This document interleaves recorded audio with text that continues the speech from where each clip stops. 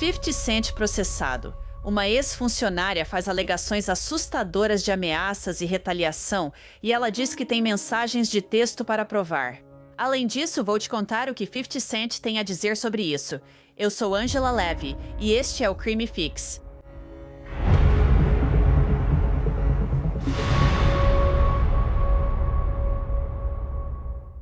Curtis Jackson, que você conhece melhor como 50 Cent, é rapper, produtor e empresário.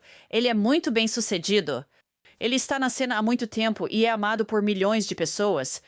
Mas uma mulher chamada Monique Meyers retrata 50 Cent como um chefe infernal em um novo processo, e ela faz várias acusações. Isso inclui ameaças, investigações do FBI e a possibilidade de que os associados de 50 Cent estivessem envolvidos no assassinato do segurança de Busta Rhymes em 2006. Meyers diz que trabalhou para 50 Cent por 12 anos e, durante parte desse tempo, fez o trabalho de 3 executivas sem reclamar. Mas então, em 2019, Meyers afirma em um processo recém-aberto que as coisas entre ela e 50 começaram a desandar. No processo, advogados de Meyers afirmam que Jackson geria o ambiente de trabalho como sua persona pública, com medo, humilhação, testes de lealdade e punição. O dinheiro comprava poder. O poder exigia obediência. Qualquer um que se recusasse se tornava um alvo. Meyers afirma em seu processo que 50 Cent começou a pedir para ela, em 2019, fazer coisas que eram ilegais. Meyers diz que 50 pediu ajuda para encobrir fraude falimentar, fazendo seu segurança comprar uma casa para a mãe e esconder dinheiro ganho.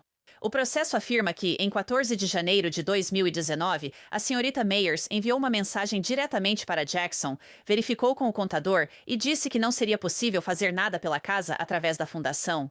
Ela então encaminhou o conselho do contador para Walters e sugeriu que Walters usasse os fundos da recente transferência de $168 mil como entrada, uma alternativa legal ao esquema que Jackson havia proposto. Meyers diz que 50 Cent e sua equipe queriam que ele registrasse um falso boletim de ocorrência acusando o segurança do rapper de roubar seu carro. Na verdade, ele acreditava que o segurança tinha roubado $600 mil dele. Esse dinheiro, segundo Meyers, nunca havia sido declarado por 50 Cent ao Tribunal de Falências como renda obtida. O processo afirma que, em um único dia, Jackson pediu à senhorita Meyers que registrasse um boletim de ocorrência falso, dizendo que Walters havia roubado seu carro. Mas, na verdade, eram $600 mil em dinheiro não declarado de um tribunal estadual e que demitisse Walters pelo suposto roubo enquanto Jackson ouvia tudo das sombras. Jackson sempre queria que alguém intermediasse ou facilitasse sua conduta ilegal ou irresponsável. Em todas as situações, a senhorita Meyers recusou. Por causa de tudo isso, inclusive por não demitir o segurança, ela diz que foi demitida no final de março de 2019 foi prometida uma indenização rescisória, mas nunca recebeu. E ela diz que foi assediada e ameaçada por pessoas associadas ao 50 Cent durante anos. O processo afirma que, após atacar a reputação da senhorita Meyers, Jackson passou a intimidá-la por telefone.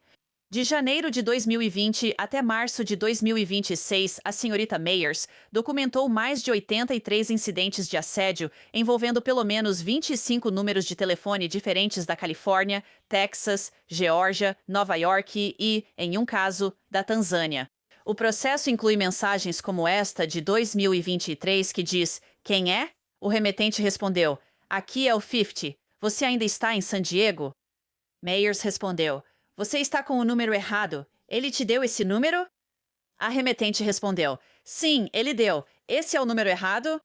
"Ele disse que me arrumaria entrada hoje à noite para vê-lo. Você pode contatá-lo?" Meyers perguntou: "Qual seu nome?"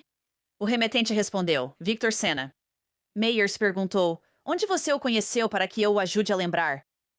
O remetente disse: "Isso foi ontem à noite em San Diego. Foi rápido porque ele estava ocupado." Meyers respondeu: "Sem problema. Onde exatamente? Assim posso lembrá-lo." O remetente respondeu: "No parque, em San Diego." Com o tempo, Meyers afirma no processo que foi chamada para depor perante um grande júri que investigava acusações de fraude feitas por Jackson contra Mitchell Green, da Sire Spirits. Em 2024, Meyers disse que recebeu uma mensagem de texto após receber uma intimação para testemunhar em um processo contra a Sire Spirits. A mensagem diz que Mayers respondeu: "Quem é?" O remetente respondeu: "Ja Rule." Mayers respondeu: "Com quem você está tentando falar?" O remetente respondeu: "Curtis." Mayers respondeu: "Quem te deu esse número?" Mayers disse que J. Rule nunca tinha ligado para ela, nem uma vez sequer, e que 50 Cent e J. Rule estavam em uma briga pública há décadas. E na noite anterior ao seu depoimento no caso civil da Sire Spirit, Mayers disse que recebeu essa mensagem de texto que dizia: "Você vai sofrer, Fife", um nome usado por 50 Cent. Durante o depoimento, o processo de Mayers afirma que um dos advogados de 50 Cent a questionou sobre o assassinato não solucionado do segurança de Busta Rhymes, Israel Ramírez, em 2006 durante uma gravação de videoclipe no Brooklyn. O processo de Mayers afirma que o incidente envolveu afiliados da Gwinnett, incluindo 50 Cent. Mayers disse que não trabalhava para Jackson naquela época e, após o depoimento, recebeu uma mensagem de voz ameaçadora. O processo afirma que a campanha não parou. No dia 3 de agosto de 2024, começando antes do amanhecer, a senhorita Mayers recebeu 15 ligações em cerca de 3 horas, incluindo mensagens de voz dizendo: "Bang, bang, eu atirei em você." Um ano depois, ela recebeu outras 15 ligações na mesma data, também antes do amanhecer.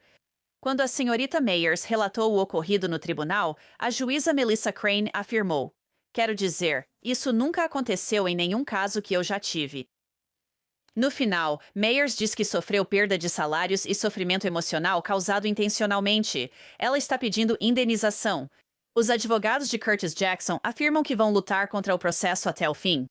Em nota ao Law and Crime, os advogados de Jackson disseram: Curtis, 50 Cent. Jackson e seus representantes negam categoricamente e veementemente as alegações infundadas feitas. Em uma recente ação civil movida por Monique Mayers, uma ex-funcionária demitida por justa causa em ou por volta de 27 de março de 2019, até agora, o Sr. Jackson não foi formalmente notificado, nem seus representantes foram contatados pelos advogados da parte contrária sobre este assunto.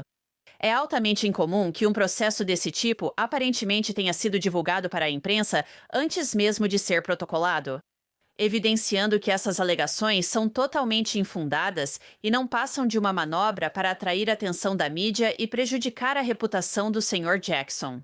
A senhorita Mayers é uma ex-funcionária insatisfeita demitida por justa causa há mais de 5 anos.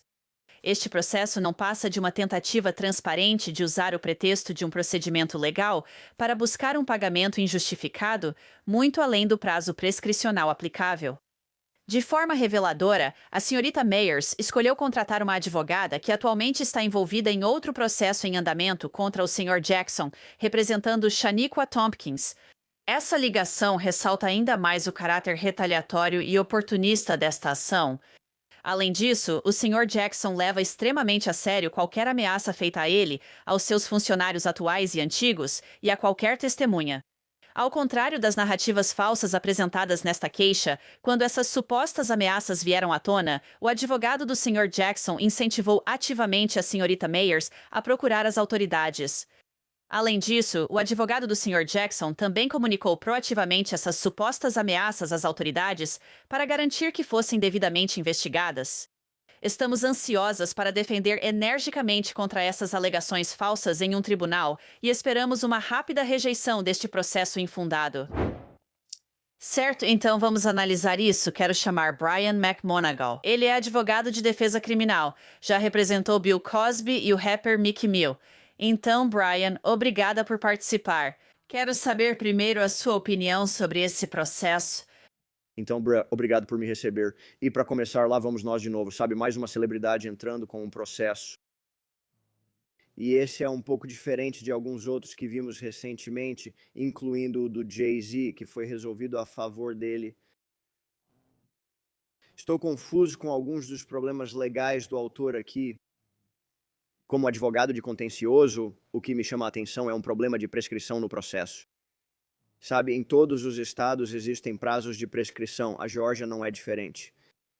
Normalmente o prazo para uma ação civil é de alguns anos, e é preciso que a conduta acusada esteja dentro do prazo legal. E apesar do fato de haver mensagens de texto aqui, etc., que estão sendo consideradas ameaças, sem conectá-las especificamente ao réu, Não sei como o autor conseguiria superar um pedido para rejeitar a ação com base em uma argumentação de prescrição, mas vamos ver. Sim, vamos ver mesmo. Acho que aprendemos algumas coisas interessantes aqui. Se tudo o que ela está alegando nesse processo for verdade, ou pelo menos algumas coisas. Aparentemente, houve investigações do FBI relacionadas ao 50 Cent. Ela está dizendo que, sabe, esteve em contato com o FBI. Ela foi chamada para depor diante de grandes júris. Então, parece que eles vêm investigando ele ao longo dos anos, mas nenhuma acusação foi feita. Esse é o problema. A boa notícia para ela é que sempre foi alguém diligente em relatar ou denunciar má conduta. Mas aparentemente as autoridades investigaram isso e não encontraram nada. Então, novamente, para a defesa, você está em uma posição muito melhor, já que houve a denúncia. Isso foi encaminhado para as autoridades e eles disseram: olha, não vemos nada aqui. Então, é meio que, sabe, é uma situação mista para o autor, eu acho, porque eles analisaram, não encontraram nada. E agora estamos aqui com um processo judicial. Além disso, esse processo parece estar ligado a outro diferente. Mesmo advogado, mesmo réu. E novamente, né, a defesa neste caso está realmente munida de muita munição aqui hoje. Defender isso, eu acho. Eu acho interessante que ela mencionou essas mensagens de texto e tudo mais, as mensagens de texto e depois os recados de voz, que ela disse que foram verificados por um detetive do xerife, que eles documentaram isso. Ela disse que isso durou anos, que teve medo e se assustou, mas nunca denunciou. E, sabe, eu imagino que o FBI e o departamento do xerife teriam as ferramentas para provavelmente rastrear isso. Rastrear quem é o dono dos telefones, a menos que sejam descartáveis, ou quem tinha o controle dos telefones, coisas desse tipo, especialmente se alguém está ligando para outra pessoa no meio da noite e dizendo "bang bang, sabe, você está morto" ou algo assim. Quero dizer, isso parece bastante preocupante depois que você esteve diante de um juiz para um depoimento. Quero dizer, você soa como o jurado número 4.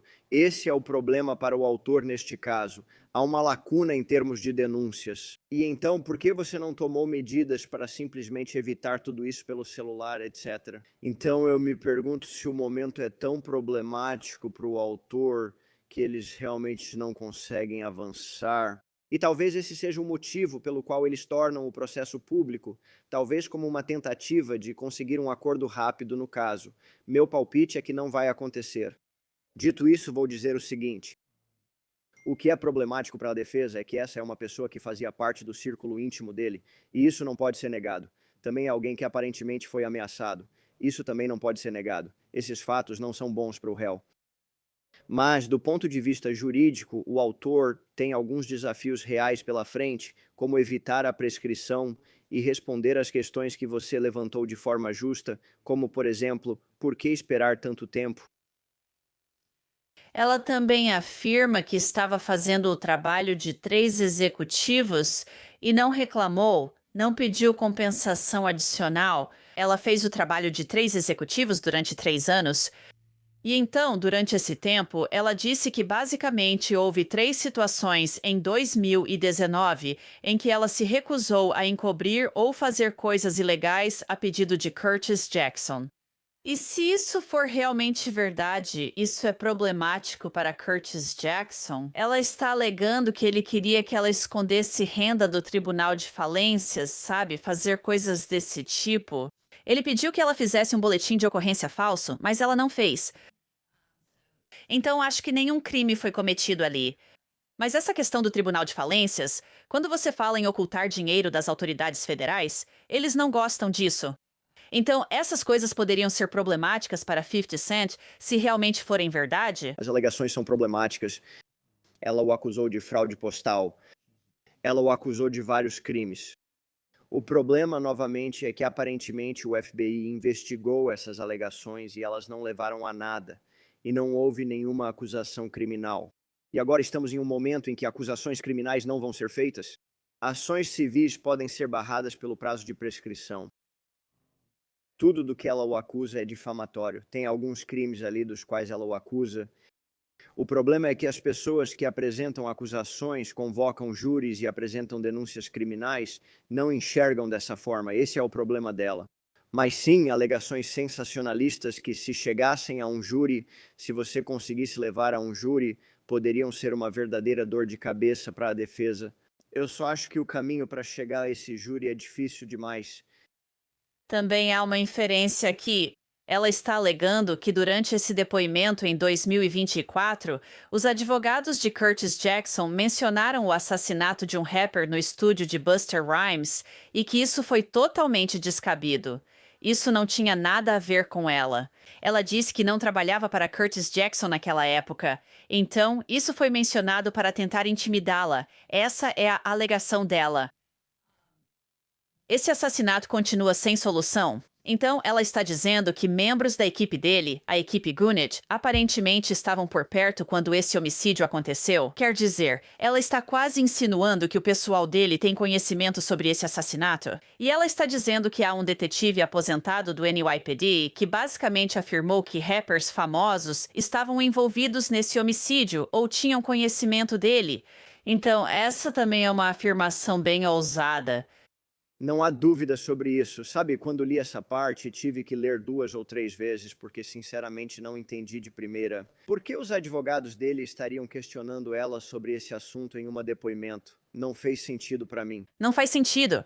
Obviamente tem que ter mais coisa por trás disso. Mas, de novo, parece que muita coisa aqui é só jogar um monte de acusações para ver se alguma cola. E isso seria uma das partes disso. De novo, essa investigação de assassinato acho que vai ficar sempre em aberto. Então, talvez seja só uma ameaça velada dizendo: olha, eu sei mais do que você gostaria. Ahm, Olha, quero ouvir tudo sobre isso. Vai ser interessante ver o que acontece quando a gente chegar no tribunal, quando houver uma resposta apresentada e um juiz assumir o controle disso. E aí começam a surgir os pedidos em relação ao prazo de prescrição. Ahm, Pedidos de rejeição por falta de uma petição inicial adequada. Demorei de 15 a 20 minutos para entender qual era realmente a infração civil que eles estavam alegando. Então, novamente, não é surpreendente quando você pensa em quem está envolvido aqui. Nós vimos muitos processos judiciais nos últimos 3 ou 4 anos desse tipo, onde celebridades estão sendo processadas por um motivo ou outro. Muitos não terminaram bem para o autor. E devo dizer que foi o assassinato não solucionado de Israel Ramírez em 2006. E foi na gravação do videoclipe de Busta Rhymes no Brooklyn. E envolvia um incidente, segundo ela, com afiliados do Gunit, incluindo 50 Cent.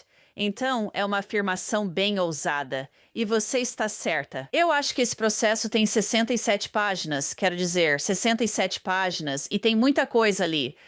E ela basicamente está dizendo que foi intimidada, que foi assediada. Ela teve ansiedade, ela teve todos esses problemas, mas no meio disso tudo tem muita coisa, e é bastante. É, parece, sabe, parece uma daquelas revistas que você encontra no supermercado. Isso nunca é algo bom para uma petição inicial. Os juízes analisam essas petições e dizem: ao deixarmos de lado todo o veneno e toda a. Você sabe, os detalhes sensacionalistas por falta de uma descrição melhor, onde isso vai se sustentar na prática? Onde está o cerne desse caso civil? Como você contorna o fato disso ter sido protocolado tão tarde? Qual é a sua resposta para como isso se enquadra no prazo de prescrição? E então, se você passar da julgamento sumário depois de tudo isso, aí fica interessante, aí fica divertido. Aí todos nós ficamos atentos para um julgamento com júri. O desafio será chegar lá. Ah, mas se eu sou o 50 Cent e estou lendo tudo isso, e o FBI realmente está me investigando, e meu nome está aparecendo nessa investigação de homicídio não resolvido, e os agentes federais estão conversando com pessoas sobre coisas que nem meus advogados sabem. Eu acho que estou um pouco preocupada. Suponho que ele sabia e que, se teve alguma preocupação, isso já passou. Sabe, qualquer pessoa, pelo menos de longe, e sempre foi de longe para mim, ele não parece ser um cara que se preocupa muito. Ele teve o tipo de vida que, obviamente, faz com que ele consiga dormir bem, apesar de todas as investigações que aconteceram nesse caso. É possível que ele não tenha feito nada de errado. No mínimo, obviamente, não deve ser nada divertido para ele ter sua vida exposta, especialmente por alguém que era tão próximo dele e que realmente supervisionava praticamente tudo em sua vida profissional. Isso torna o processo interessante. Em outros que vimos, não é assim. É alguém em um relacionamento com outra pessoa. Alguém que conheceu a celebridade por pouco tempo e foi guardião de seus segredos por um período. Só me pergunto se ela não demorou muito. Se houver legitimidade em alguma das acusações dela, será que ela demorou demais para apresentá-las? Bem, ela disse que deveria ter recebido verbas rescisórias e nunca recebeu. Então, essa é uma das alegações aqui. E eu também fico pensando, por que você não entrou com alguma ação naquela época e disse: eu tinha direito às minhas verbas rescisórias, me paguem minhas verbas rescisórias? Em muitos sentidos, isso foi insuficiente e tarde demais. E isso faz você se perguntar por que a ação agora, será que essa ação agora tem algo a ver com eles tentando se aproveitar de outro processo que foi mencionado pela defesa?